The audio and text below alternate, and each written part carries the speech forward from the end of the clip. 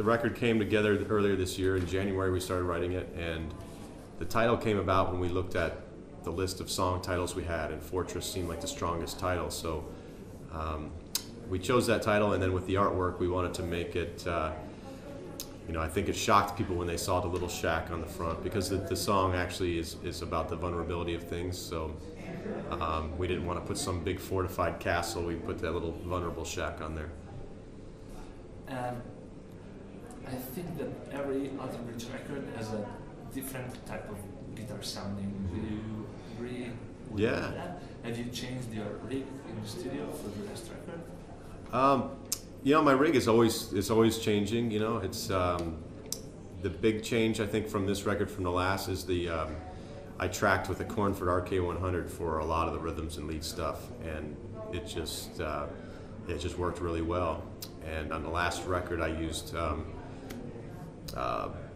rectifier and an Ubershaw and a Fender Tone Master.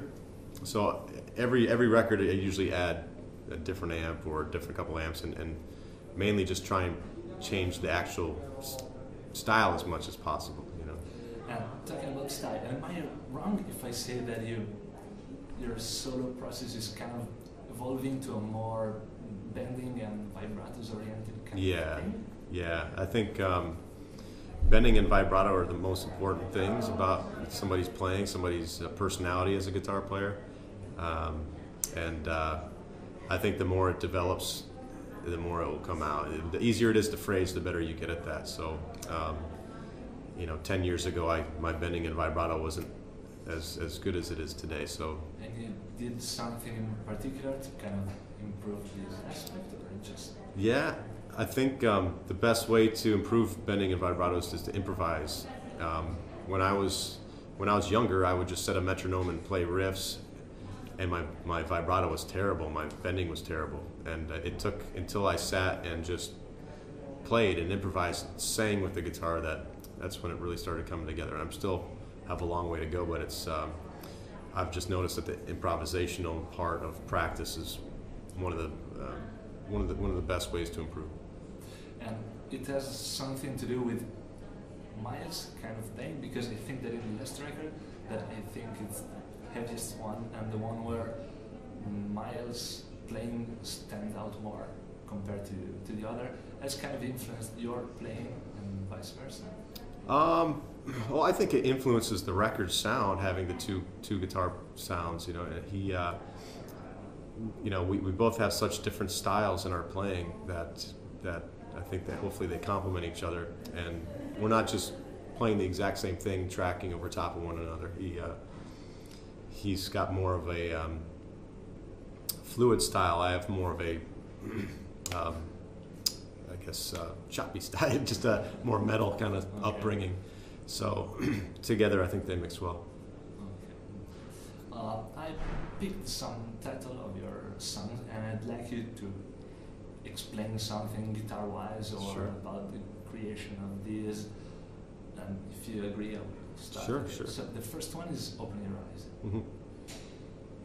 Can you tell us something about how did it came to your mind, the tuning you use, or something? Sure. It was. I think it just started off with I was using open D5 tuning for that, and I had the main riff part, and then me and Miles got together and worked out the vocal parts for the song, and then it came to the bridge, and we were wondering what we were going to do, and I was just strumming around, and Miles was singing all kinds of different things, and finally he did the melodic part in the bridge, and he was about to just forget about it, move on to something else. I was like, no, what did you just do? Do that again, please. And that became probably my favorite part of that whole record, is that little melody that he came up with, and that now when we play that song live, that's probably the thing that the fans, you know, sing the loudest back at us.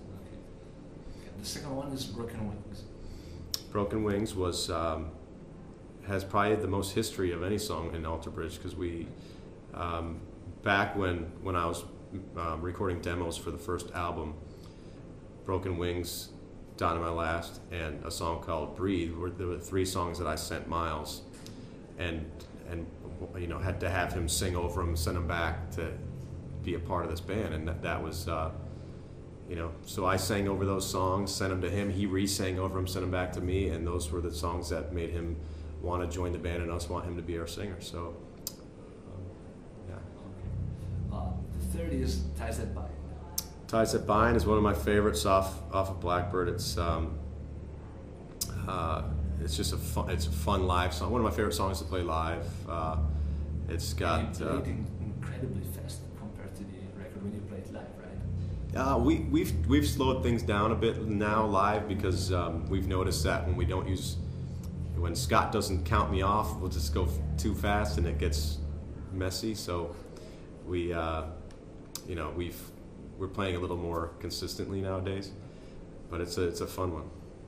And Blackbird, that in my opinion has the best out of these solos. Your part and my part is amazing. Thank you. Yeah, and Blackbird is our favorite song. You know, from all of our records, it's our favorite track. It's I think it's the song that kind of defines us, and it's probably our proudest moment. Okay. Slip to the Void. Slip to the Void. You know, I think that was the song that really grabbed everybody's attention off the AB3 record. I think that was one of our strongest openings for an album. Just the intro itself, I think, really made people want to listen again, and I think that was one of Miles' best vocal takes as well on that intro. From the new record, Cry of Achilles. Mm-hmm. Cry of Achilles is probably my favorite track off of the new record. It's you know, I think it kind of showcases what we did on this record as a whole. You know, messing with trying to make our arrangements different than we've ever done, and messing with time signatures and trying to change keys as much as we can to not keep it boring and keep it unpredictable. Okay. And I have wrote Fortress, but when I was coming here, I just listened to Calm the Fire. So I just said change the song. So right. Well, Calm the Fire is we'll be playing that tonight. That's another one of my favorite intros to a song that we've done.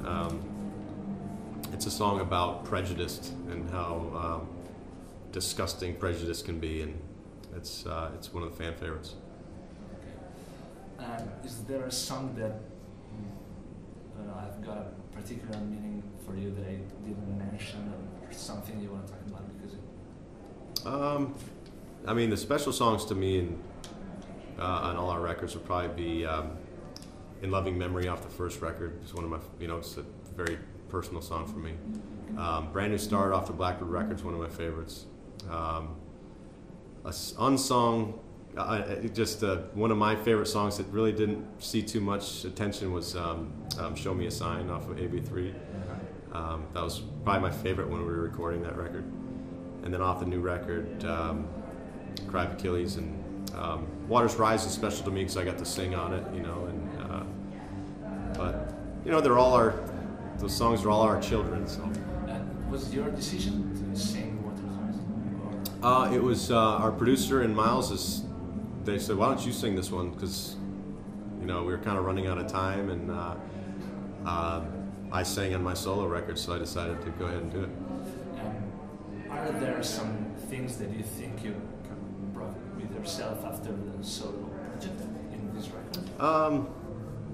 Just new experiences, just new confidence to be able to tackle. You know, you never know until you do something if you can do it or not. So having had that experience, now I can come into this confidently and sing.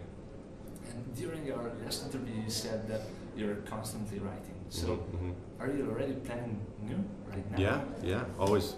Yeah. For your solo project, for Crit, for Alter Bridge? I just write and then later on figure out what it's going to be. Yeah. Okay. And I've seen you've got here your guitar. That's your main signature, right? Yep. Is it possible to describe the guitar, or if you want to? Because I read for a guitar magazine. So Yeah, sure. It's for me to hold it. Yeah, it's the PRS's first single cut, and it's a maple top, mahogany body, and it's rosewood neck, and it's got my signature pickups in there, so it's hotter than all the other PRS pickups. So it's just a little more, to me it's got more definition when you're doing the muting and the rhythm stuff. This has got the Dragon 2 pickup in the neck. And nowadays we have the bar on there that's routed so you can pull it back this way or down this way. But I love it. It's my favorite guitar. And it's the main guitar you use on the record too. Yeah, well, I only use the signature guitars on there. And what about stomp boxes? Have you got any new signature pedal coming out? I've got my Morley Powerwall. I've got a T-Rex phaser, and but I experiment with all kinds of different pedals at home.